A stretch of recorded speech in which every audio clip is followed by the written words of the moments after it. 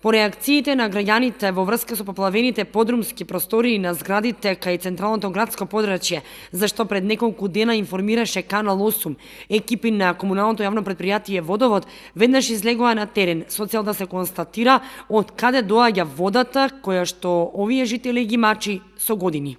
Ние како комунално јавно предпријатие, за да излеземе во пресрет на истите, излеговме на терен и да констатираме фактичката состојба, дали се работи за подземни води ради повисокото ниво на реката или се работи за дефеци кои се настанати од водоводната мрежа. Веќе сме денес на терен, излеговме, правиме одредени наши активности со копање, со утврдување на проток на вода и се надеваме дека во најскоро време сето ова ќе биде надминато и дека нема повеќе да се јавува како проблем, доколку се работи за проблем од страна на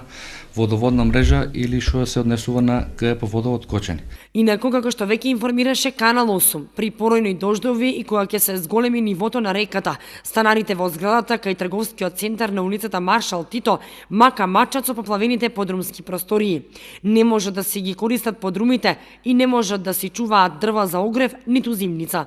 Тие неколку пати јавно го искажуваат својот проблем и велат дека потребна е брза реакција, оти ситуацијата станува посериозна, бидејќи од водата што е постојано во подрумите, зградите веќе напукнале однадвор, па станарите се плашат од евентуална катастрофа. По интервенцијата на претпријатието Водовод и по утврдување на причината за навлегување на водата, се надеваат дека нивниот долгогодишен проблем ќе биде решен.